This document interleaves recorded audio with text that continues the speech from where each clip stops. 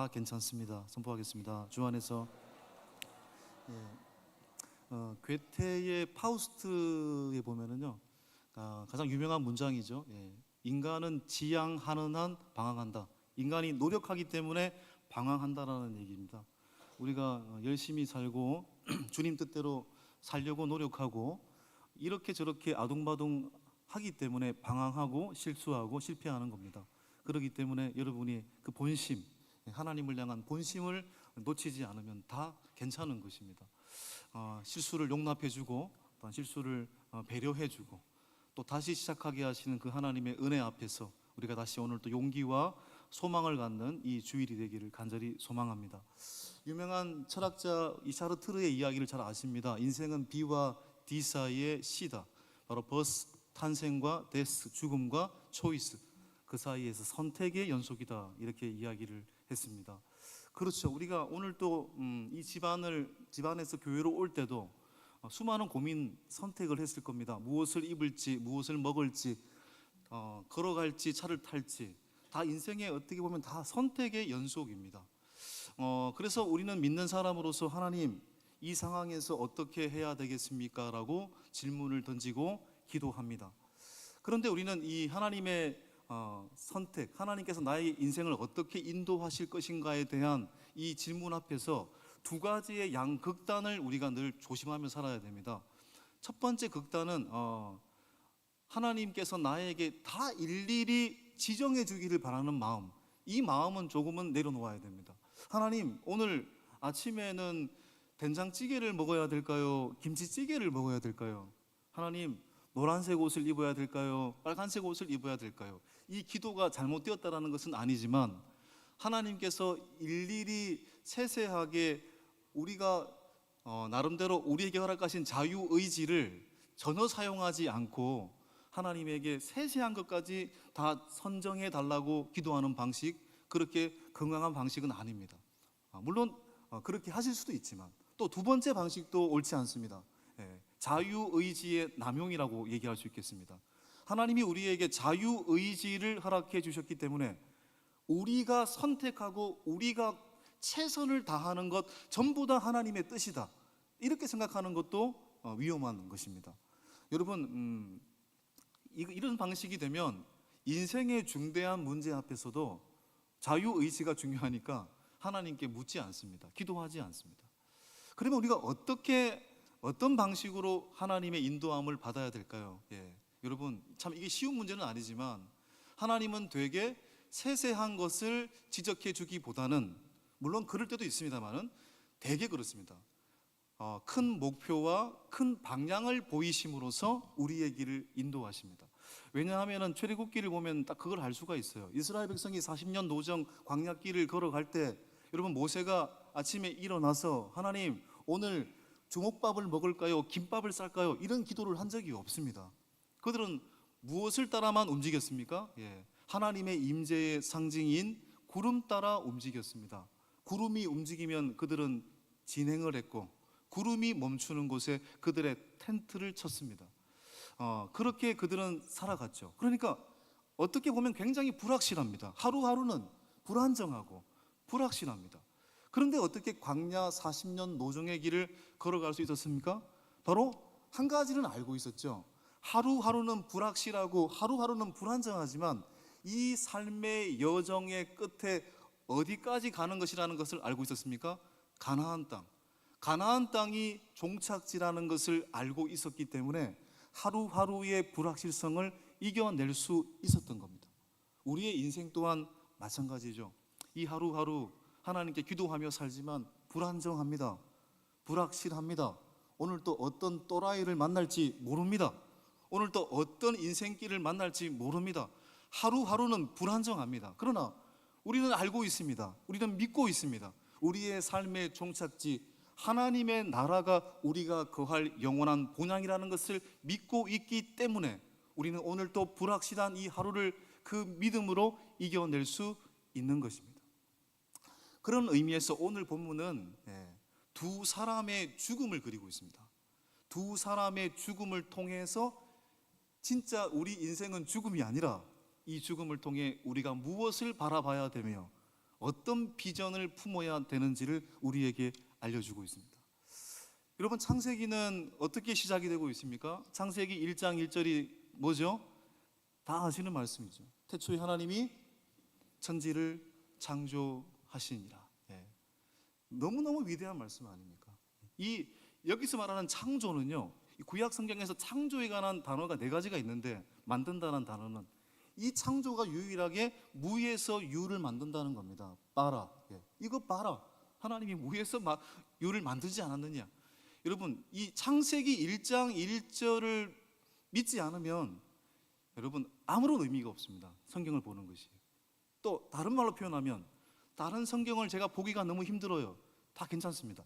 창세기 1장 1절과 요한복음 3장 16절 이 2절만 붙들면 되는 겁니다. 나머지 구절은 이 2구절의 곁다리입니다. 속된 말로. 예.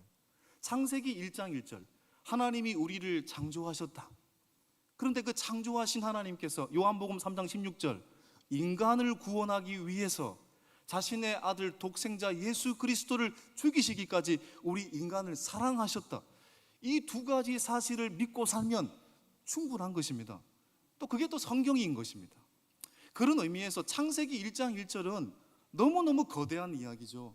하나님이 우리를 창조하셨대요. 우리를 위해서 이 우주를 창조하셨대요. 근데 이 거대한 이야기의 끝이 오늘 본문에 나와 있는데, 창세기 1장 1절은 이렇게 웅장한 이야기인데, 오늘 본문에 보시면 창세기 50장 마지막은 24절부터 14절까지는 누구의 죽음입니까? 야곱의 죽음을 그리고 있고, 그리고 마지막 22절 26절까지는 요셉의 죽음을 그리고 있습니다. 왜 그 거대한 이야기가 2 사람의 죽음으로 끝을 맺고 있을까? 이 너무 허무한 거 아닌가? 이렇게 질문을 던질 수도 있겠죠. 그러나 야곱의 죽음과 요셉의 죽음을 통해서 창세기 1장 1절이 확실하고, 또한 그 죽음 속에 숨어져 있는 영원한 생명의 이야기를 우리에게 하고 싶다는 것입니다. 첫 번째, 우리는 야곱의 죽음을 들여다보아야 하겠습니다. 50장 4절에서 14절까지 보시면 야곱의 죽음을 기록하고 있습니다. 여러분, 야곱은 죽음을 앞두고 요셉에게 이미 47장에 보면은 유언을 강력하게 남겼습니다. 어떤 유언을 남겼을까요? 오늘의 본문에도 나와 있습니다. 50장 5절입니다. 야곱이 아들 요셉에게 남긴 유언, 내가 죽거든 가나안 땅에 내가 파놓은 묘실에 나를 장사하라. 내가 파놓은 묘실이라는 것은 엄밀히 말하면 아브라함이 해쪽 속 에브론에게 은 400세겔을 주고 샀던 가나안 땅 헤브론에 있는 막벨라 굴을 의미하는 것입니다. 이 막벨라 굴에 이미 할아버지 아브람, 할머니 사라, 아버지 이삭, 어머니 리브가가 묻혀 있죠. 그곳에 나를 옮겨달라는 얘기입니다. 여러분, 이건 엄청난 유언이 아닐 수가 없습니다. 왜냐하면 지금 야곱이 머물고 있는 땅은 어디입니까? 지금 현재는 야곱이 지금 어디 머물고 있죠? 애굽 아니, 이집트 아닙니까? 이집트 중에서도 가장 기름진 땅 고센 땅에 머물고 있습니다. 여러분, 이집트는요, 애굽은 그 당시에 어떤 문화가 강력했을까요? 무덤 문화가 강력했습니다. 그 어떤 나라보다 화려한 무덤, 고귀한 사람에게 화려한 무덤을 짓기로 유명한 나라입니다. 그러니까 지금 야곱은 누구의 아버지입니까? 지금 요셉의 아버지잖아요. 요셉은 현재 신분이 어떻게 됩니까? 애굽의 국무총리 아닙니까? 왕과 비견되는 국무총리의 아버지가 야곱입니다, 여러분. 그러면 이 야곱은 이 애굽에서 묻히면 수많은 사람들의 추앙을 받으면서 거대한 피라미드 무덤에서 인생을 맞이할 수 있는, 존경받을 수 있는 그러한 화려한 어떤 죽음이 보장된 사람이에요. 자, 그런데 그걸 거절하고 어디에 나를 묻어달라고요? 할아버지 아브람과 아버지 이삭이 있는 가나안 땅 막벨라 굴에 나를 묻어달라, 장사 지내달라라고 유언을 남기고 있습니다. 왜 그럴까요? 하나님께서 야곱에게 바로 그 사명을 주셨기 때문입니다. 네가 머물 땅은 화려한 애굽 세상이 아니라 네가 정말 정착해야 될 땅은 하나님이 약속하신 가나안, 영적으로 표현하면 하나님의 나라가 너의 땅이라는 것을 야곱은 들었기 때문입니다. 그 사명을 이루기 위해서 가나안 땅에 나를 묻어달라고 말하고 있습니다. 여러분, 그러니까 하나님의 사람은 어떤 사람입니까? 여러분, 여기 머물 땅에 머무는 사람이 아니라 본향으로 나아가는 사람들이 되어야 되는 것입니다. 화려한 애굽이 우리의 땅이 아니라 언제나 우리의 시선은 우리가 정착할 본향 하나님의 나라를 향하고 있어야 된다는 얘기죠. 또 요셉의 죽음도 그렇습니다. 50장 22절 이하를 보시면 세월이 흘러서 요셉이 110세의 나이에 죽음을 맞이합니다. 그렇죠? 눈을 감기 전에 요셉은 형제들에게, 사람들에게 이렇게 유언을 남깁니다. 자, 50장 25절이죠. 자, 읽어볼까요? 시작. 요셉이 또 이스라엘 자손에게 맹세시켜 이르기를 하나님이 반드시 당신들을 돌보시리니 당신들은 여기서 내 해골을 메고 올라가겠다 하라 하였더라. 야곱의 장례식에도 야곱의 말에 이제 맹세라는 말이 등장하는데 오늘 50장 25절을 요셉이 유언을 남길 때도 맹세란 단어를 쓰고 있고 또 어떻게 표현합니까? 요셉의 유언은 확고했다라는 얘기죠. 아브라함에게 약속하셨던 것처럼 우리 민족이 애굽의 객이 되겠지만 반드시 하나님께서는 우리 민족을 애굽으로부터 탈출시켜서 다시 가나안 땅에 들어가게 될 것이다. 가나안 땅에 들어가게 될 때 나의 뼈를 메고 올라가라. 이 애굽 땅에 나를 묻지 말고 가나안 땅으로 내 뼈를 옮겨가서 가나안 땅에 묻어달라. 요셉은 지금 그렇게 유언을 하고 있습니다. 여러분, 요셉은 애굽 제국에서 모든 권세와 풍요를 누렸던 사람이었습니다. 그런데 애굽의 시선은 이 땅이 아니라 영원한 곳이 그의 시선 속에 있었다는 얘기죠. 분명히 요셉은 죽을 때 아쉬웠을 겁니다. 그래서 아쉬워서 눈을 제대로 감지 못했을 겁니다. 무슨 아쉬움일까요? 하나님께서 우리 민족을 가나안으로 옮기겠다라는 것을 보지 못했던 것, 그것이 요셉에게는 아쉬움이었을 겁니다. 그런데 요셉은 아쉬움으로 남지 않았습니다. 이 유언을 통해서 하나님이 주신 비전을 현재 진행형으로 남겨두려고 했습니다. 자, 그게 뭐냐면 50장 26절입니다. 50장 26절을 보십시오. 창세기 마지막 구절인데요. 이런 거 성경 퀴즈대에 딱 나오겠죠. 50장 26절 시작. 요셉이 110세의 죽음에 그들이 그의 몸에 향 재료를 넣고 애굽에서 입관하였더라. 여기서 핵심 단어가 뭘까요? 입관입니다. 입관. 장례는 알다시피 입관, 그 다음에 뭐를 해야 됩니까? 화관, 매장을 내야 장례가 완성이 되는데, 입관이라는 것은 관의 뚜껑을 닫았다, 장례가 끝나지 않고 여전히 장례가 유효하다라는 얘기잖아요. 그러니까 요셉은 자신의 뼈를 애굽에 남겨두고 입관까지만 해라, 매장하지 말라는 얘기입니다. 왜요? 하나님께서 약속하신 날 이스라엘 백성이 다시 가나안 땅에 가는 날 나의 뼈를 가나안 땅에 옮겨서 가나안 땅에 묻어달라는 얘기였습니다. 그러니까 요셉은 자신의 죽음을 통해서 400년 동안 애굽에 있는 그 요셉의 관을 통해서 400년 동안 많은 사람들은 시청각 설교를 듣고 있었던 것이겠죠. 훗날에 요셉이 죽고 난 뒤에 여러분, 요셉을 알지 못하는 애굽의 왕조가 일어나서 히브리 민족을 430년 동안 압제를 하잖아요. 결국 이스라엘 백성이 알다시피 수많은 노동을 해야 됐고 노예의 생활을 해야 했습니다. 근데 그 절망의 시절 속에서도 그들은 소망이 있었던 거죠. 왜요? 애굽에 누구의 관이 있습니까? 누구의 뼈가 있습니까? 요셉의 뼈를 바라봄으로써 그들은 절망하지 않았던 거죠. 하나님의 때에 가나안 땅으로 가게 될 텐데, 우리도 반드시 요셉의 뼈가 가나안 땅으로 가게 될 때 우리의 민족 또한 다시 하나님의 약속하신 가나안 땅으로 가게 될 것이라는 소망을 그들은 요셉의 관을 통해서, 애굽에 여전히 남아있는 요셉의 뼈를 통해서 그들은 소망을 품게 되었다는 거죠.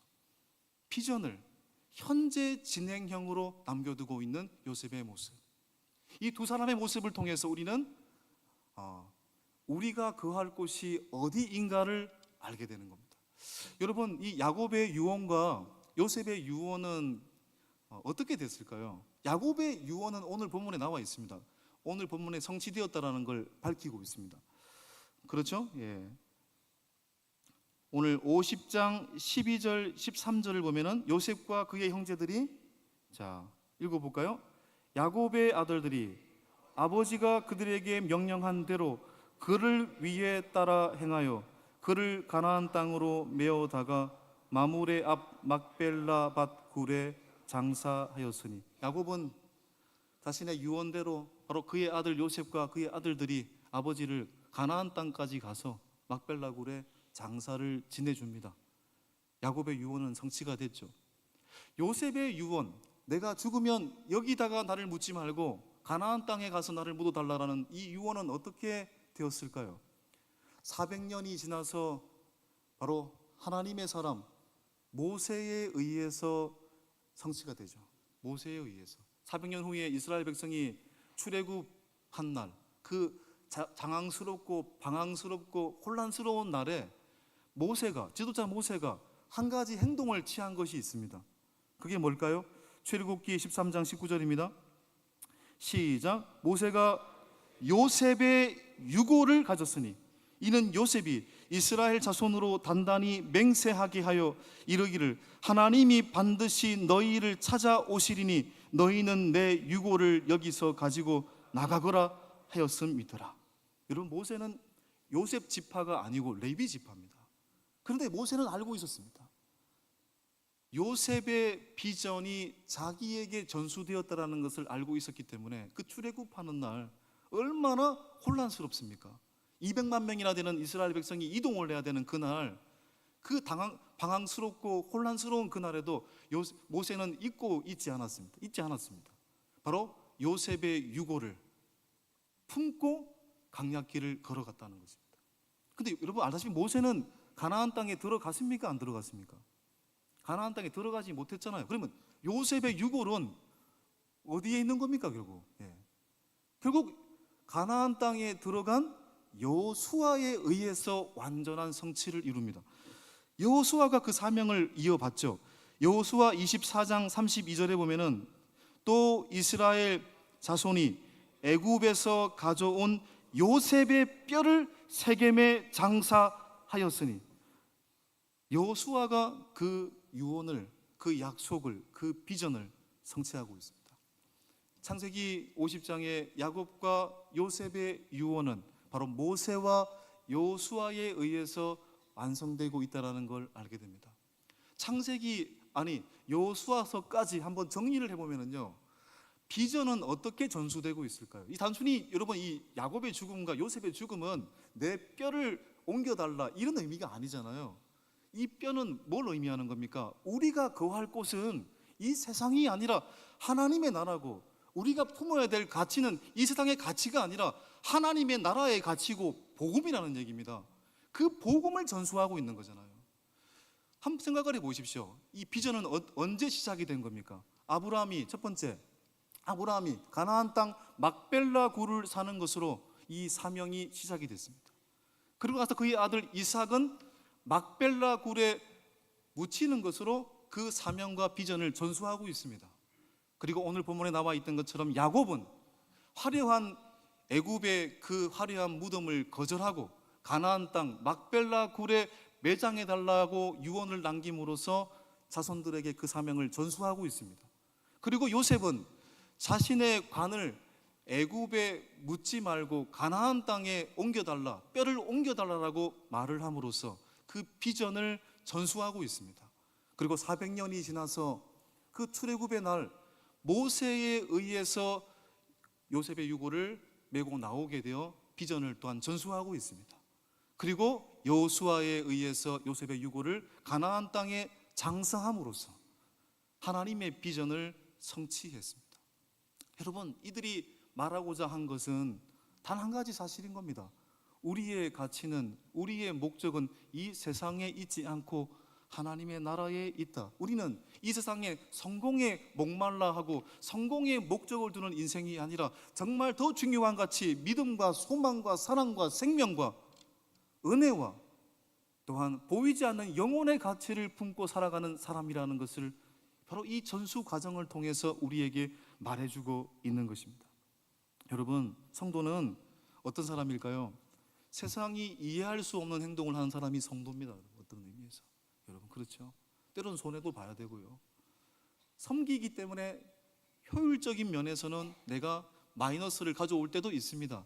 그러나 성경은 말하고 있잖아요. 낮고자 하는 자가 높아지게 되고 종이 되고자 하는 자가 으뜸이 될 것이고 나중된 자가 먼저 될 수 있다는 걸 우리에게 말씀하고 계시잖아요. 세상이 행하는 기준을 넘어선 사랑과 섬김과 헌신 때문에 주변 사람들부터 저 사람 이해할 수 없다라는 말을 듣기도 합니다.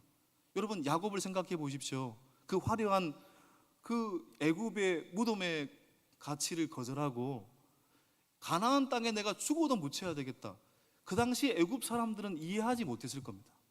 또 요셉, 그렇게 높은 자리에 앉았던 요셉이 애굽의 화려한 명예와 권력을 거절하고 내가 죽거든 나의 뼈를 애굽에 묻지 말고 가나안 땅에 옮겨달라. 그 당시에 애굽의 사람들 또한 이해하지 못했을 겁니다. 그런데 그들은 우리에게 말하고 있는 거죠.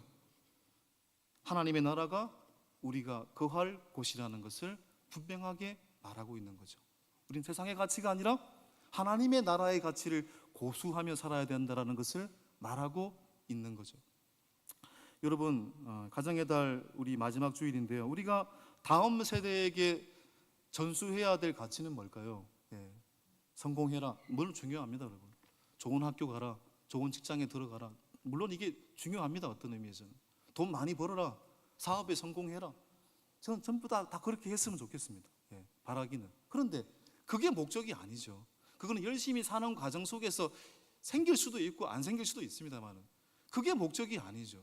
우리가 정말 다음 세대들에게, 이웃에게, 많은 사람들에게 전수해야 될 가치는 뭡니까? 바로 이 내 안에 빛나는 하나님 나라의 영광스러움 때문에 내가 세상 사람들이 선택하지 않는 길을 걸어갔다라는, 더 보이지 않는 영혼의 가치를 선택했다라는 하나님의 나라의 가치를 물려주는 것, 그걸 우리는 첫 번째 전수의 부분으로 여겨야 되는 겁니다. 복음. 여러분, 유명한 이 덴마크의 이 미래학자 이 돌프 엔센이라는 사람이 이런 얘기를 했습니다. 다음 세대에 번영할 사회는 드림 소사이어티다. 꿈의 사회다. 근데 꿈의 사회는 정보나 데이터로 이루어지는 사회가 아니라 이야기로 이루어지는 사회일 것이다. 이런 얘기를 했습니다. 누가 더 오랜 이야기를 갖고 있는가? 누가 없어지지 않을 유산을 갖고 있는가? 없어지지 않을, 변질되지 않을 누가 이야기를 갖고 있는가? 바로 그 사람이 가장 성공스러운 사람이고 공동체다라고 이야기를 했습니다. 맞는 얘기죠, 여러분. 이야기가 있는 사람이 되어야 됩니다. 여러분, 성경을 보십시오. 성경에 저는 항상 생각이 들 때마다 얼마나 그의 삶이 아름다웠으면 하나님이 그를 죽이지 않고 천국으로 올려보냈을까? 에녹을 말하고 싶은 겁니다. 에녹은 창세기 55장 21절 24절에 딱 4줄 기록되어 있습니다. 그런데 에녹의 삶이 얼마나 아름다웠던지 그는 죽음을 보지 않고 하늘로 올라갔잖아요. 에녹이 대단한 일을 한 게 아닙니다. 가정을 이루었고요, 자식을 낳았고요, 오손도손 살았습니다. 그런데 그 가운데서 중요한 포인트가 있잖아요. 하나님과 동행했더라. 하나님과 동행했더라. 하나님께서 우리에게 원하시는 것은 업적이 아니고 네가 정말 세상에 성공을 했느냐가 아니라 나와 동행했느냐, 그걸 원하신다라는 얘기죠. 하나님과 동행한 이야기가 성경에서 가장 찬란하게 기록되고 있다는 얘기입니다. 그런 의미에서 우리가 물려줘야 될 이야기는 뭡니까?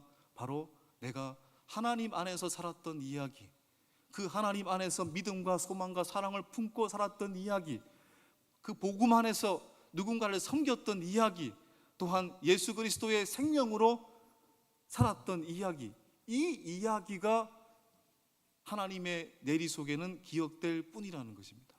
물론 성공의 이야기도 중요합니다. 얼마나 높은 자리에 올라간도 중요합니다. 그러나 우리가 믿는 사람이라면 언젠가는 사라질 세상의 성공 이야기에, 성공 목적에 목숨을 걸고 집착하는 자들이 아니라 그 모든 것들 덤으로 여기면서 없어지지 않을 하나님의 나라의 이야기를 자녀들에게, 후손들에게, 이웃들에게 전해줄 수 있는 사람들이 되어야 될 줄 믿습니다. 저는 이제 한 가지 말씀을 드리면, 얼마 전에 기사를 보니까 이런 기사 많이 들어봤을 겁니다. 야야, 저 아파트 애들하고는 어울리지 마라. 근데 제가 충격적인 게, 그 아파트에는 우리나라에서 가장 많은 사람들이 교회 다니는 아파트입니다. 예. 우리나라에서 가장 여러분 기독교율이 높은 곳이 특정 구가 있습니다, 여러분. 거기에 있는 아파트에서 그런 이야기를 했습니다. 여러분, 교회를 헛다니고 있는 거죠. 주님을 잘못 믿고 있는 거죠. 예. 우리가 높아봐야 얼마나 높습니까? 우리가 지식을 가져봐야 얼마나 많은 지식을 가졌습니까? 우리가 웅장해봐야 얼마나 웅장합니까? 사람 아래 사람 없고 사람 위에 사람 없다고 하잖아요. 여러분, 우리는 하나님 나라의 가치를 가진 자로서 여러분, 낮은 자를 섬길 줄 아는 유산을 넘겨줘야 되는 것이고요, 오히려 그 애와 함께 놀아라, 사이좋게 지내야 돼, 이것을 말할 수 있는 사람들이 되셔야죠. 그럴 때 하나님의 나라가 이곳에서부터, 여러분의 가정에서부터 흘러나오게 될 줄 믿습니다. 그 믿음의 유산을, 레거시를 전수하는 하나님의 사람으로 다시 살아가시는 은혜가 있길 주님의 이름으로 간절히 축복합니다. 함께 말씀을 기억하시면서 우리가 전수해야 될 가치, 예수 그리스도 함께 찬양하도록 하겠습니다.